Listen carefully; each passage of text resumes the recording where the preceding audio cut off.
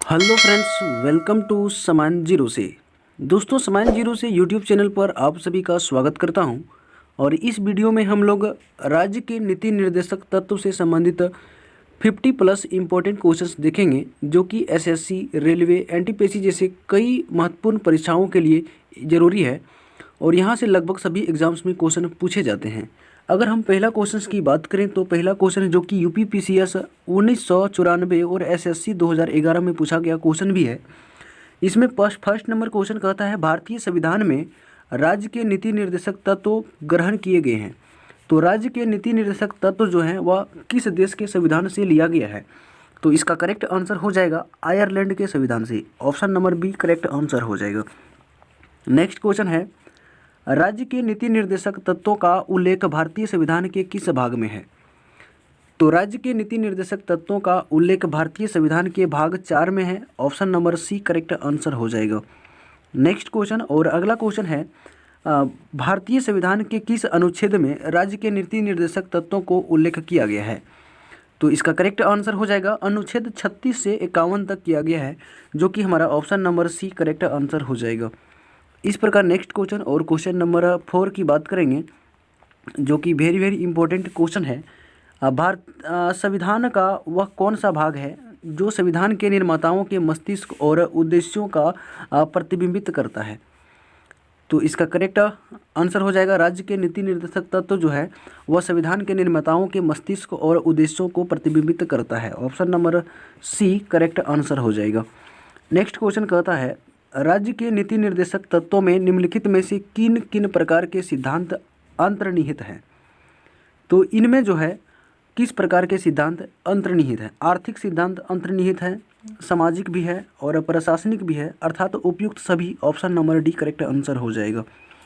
Next question की बात कर लें और क्वेश्चन नंबर 6 जो है इम्पोर्टेंट है और यह क्वेश्चन आरआरबी 2003 में पूछा भी जा चुका है।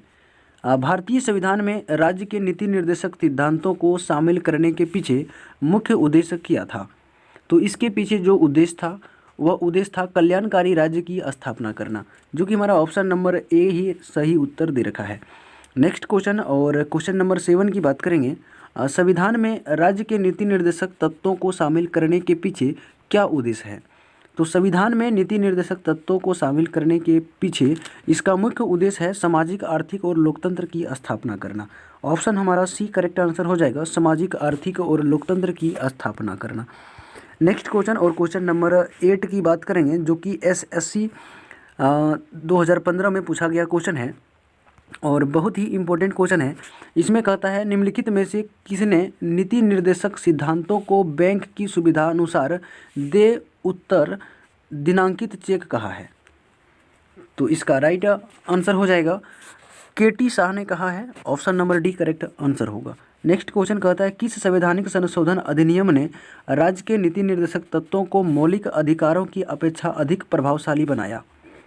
तो यह जो है किस संविधान संशोधन अधिनियम ने बनाया? तो इसका राइट आंसर हो जाएगा 42वां संविधान संशोधन अधिनियम, जो कि 1976 में हुआ था। Option number A correct answer हो जाएगा। इस प्रकार नेक्स्ट क्वेश्चन की हम बात कर लें और क्वेश्चन नंबर 10। क्वेश्चन नंबर 10 में कहता है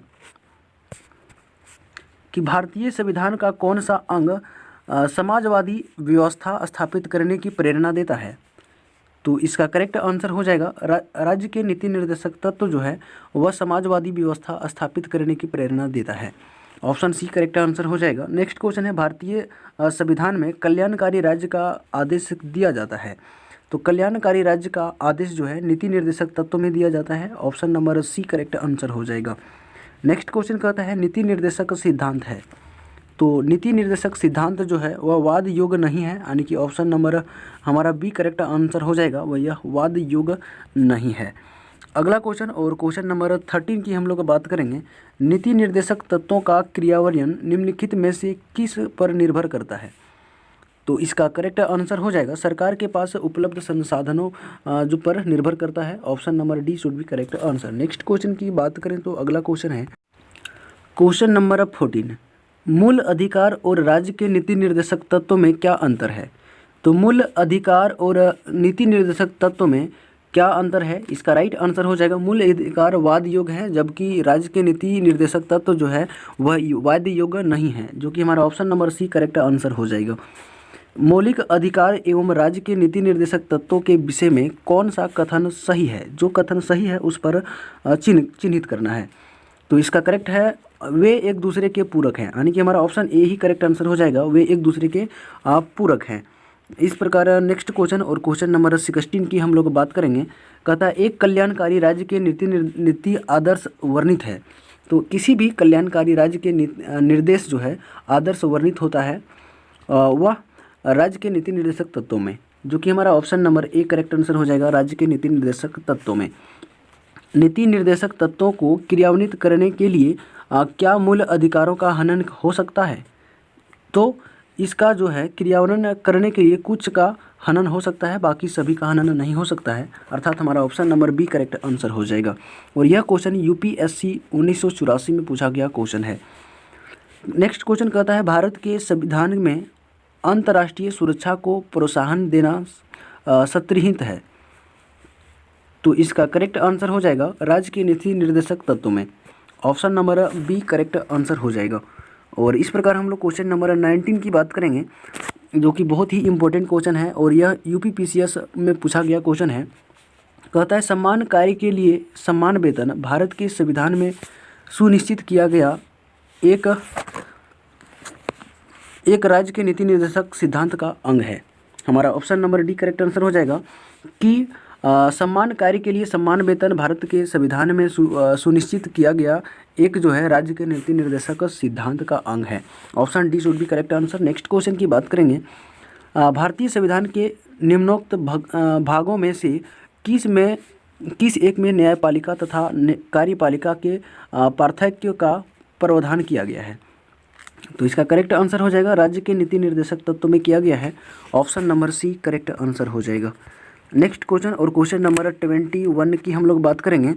कहता है भारतीय संविधान में राज्य के नीति निर्देशक सिद्धांत को किस मुख्य कारण से सम्मानित किया गया है? तो नीति निर्देशक सिद्धांत को शामिल करने के पीछे जो कारण है वह कल्याणकारी राज्य की स्थापना करना है, ऑप्शन नंबर ए हमारा राइट आंसर हो जाएगा। नेक्स्ट क्वेश्चन कहता है मूलभूत संविधान में कौन से भाग में राज्य लोक कल्याण की संकल्पना सम्मिलित की गई है? तो इसका राइट आंसर हो जाएगा राज्य के नीति निर्देशक तत्वों में, option number D correct answer हो जाएगा। इस प्रकार अगर नेक्स्ट क्वेश्चन की हम बात करें, क्वेश्चन नंबर 23, संविधान का कौन सा अंश भारत के नागरिकों को आर्थिक न्याय प्रदान करने का संकेत करता है? तो इसका करेक्ट आंसर हो जाएगा राज्य के नीति निर्देशक तत्व, option number A correct answer होगा। अगला नेक्स्ट क्वेश्चन कहता है निम्नलिखित में से कौन सा राज्य के नीति निर्देशक सिद्धांत नहीं है? तो इनमें से निजी संपत्ति की समाप्ति जो है राज्य के नीति निर्देशक सिद्धांत नहीं है, option number D correct answer हो जाएगा। इस प्रकार अगर हम लोग क्वेश्चन नंबर 25 की बात करें तो कहता है राज्य के नीति निर्देशक तत्व में क्या शामिल है जो मूल अधिकार में नहीं है? तो इसका करेक्ट आंसर हो जाएगा कुटीर उद्योग को प्रोत्साहन, option number D correct answer हो जाएगा। नेक्स्ट क्वेश्चन की बात कर लें। क्वेश्चन नंबर 26, राज्य के नीति निर्देशक तत्व नहीं है तो वैज्ञानिक मनोभाव के विकास का जो है वह नीति निर्देशक तत्व नहीं है, option number A correct answer हो जाएगा। नेक्स्ट क्वेश्चन कहता है किस नीति निर्देशक सिद्धांत को प्रायः समाजवादी माना जाता है? तो इसका करेक्ट आंसर हो जाएगा ग्राम पंचायतों की स्थापना को नीति निर्देशक का जो प्रायः है समाजवादी माना जाता है, option number A correct answer हो जाएगा। इस प्रकार अगर नेक्स्ट क्वेश्चन की बात करें और क्वेश्चन नंबर 28 की, जो कि एसएससी 2002 और 2011 में पूछा गया क्वेश्चन है, कहता है निम्नलिखित निर्देशक सिद्धांतों में से वह सिद्धांत कौन सा है जिसे गांधीवादी सिद्धांत भी कहा जाता है? तो इसका राइट आंसर हो जाएगा स्वशासन के प्रभावी एकलों के रूप में ग्राम पंचायत का संगठन, option number B should be correct answer. Next question, राज्य के नीति निर्देशक तत्व का महत्व किसके लिए है? तो नीति निर्देशक तत्व का जो महत्व है वह मुख्य रूप से राज्यों के लिए है, यानी कि हमारा option number B correct answer हो जाएगा राज्य के लिए। भारत के किस राज्य में समान नागरिक संहिता लागू है?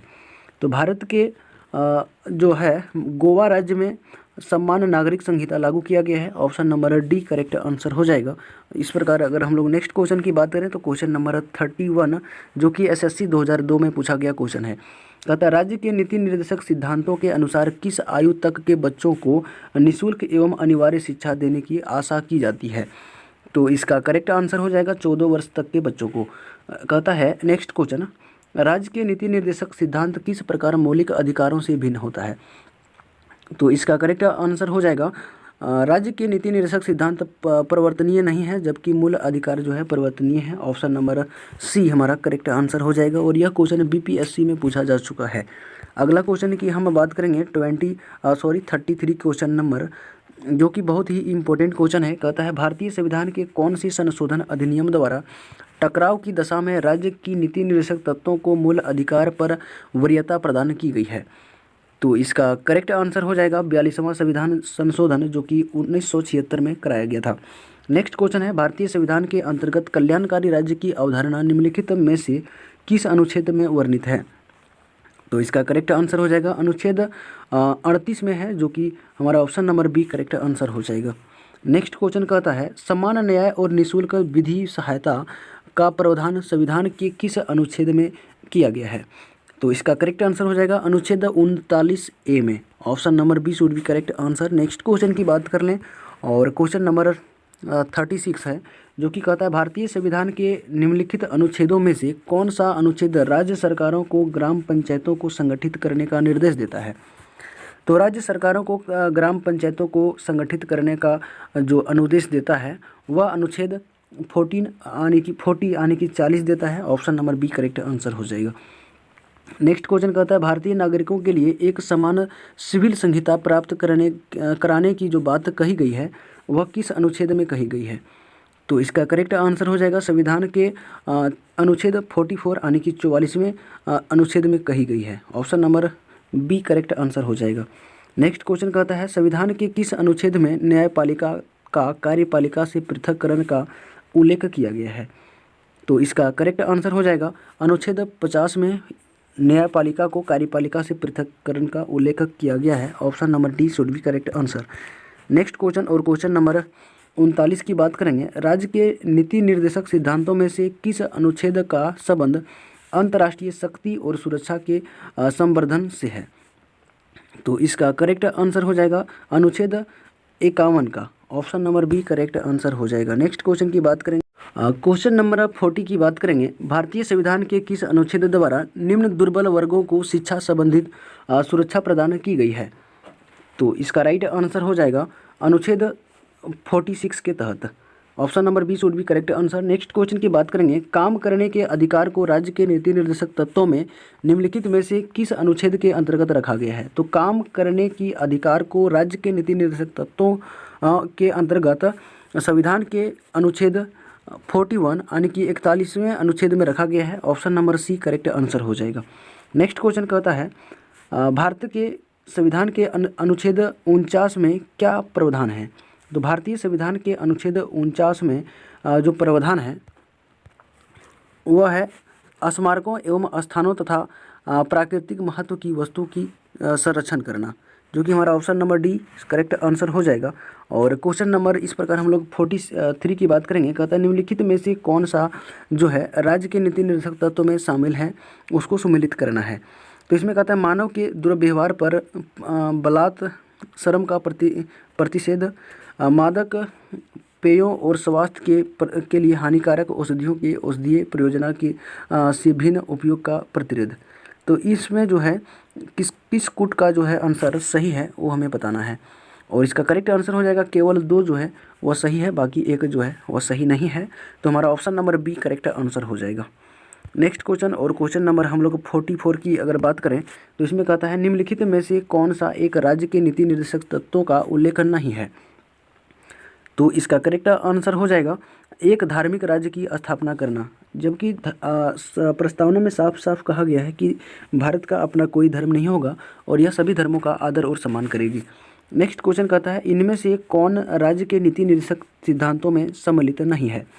तो राज्य के नीति निर्देशक सिद्धांतों में सम्मिलित कौन नहीं है? तो इसका राइट आंसर हो जाएगा सूचना का अधिकार जो है वह सम्मिलित नहीं है। Option number D correct answer हो जाएगा। इस प्रकार अगर हम नेक्स्ट क्वेश्चन की बात कर लें तो क्वेश्चन नंबर 46 जो कि यूपीपीसीएस में पूछा गया क्वेश्चन है, कहता है निम्नलिखित में से कौन सा एक संविधान के 42वें संविधान संशोधन द्वारा नीति निर्देशक तत्वों में नहीं जोड़ा गया है। तो जो 42वें संविधान संशोधन के तहत नहीं जोड़ा गया है उसका चयन करना है और इसका करेक्ट आंसर हो जाएगा सभी नागरिकों के लिए समान आचार संहिता।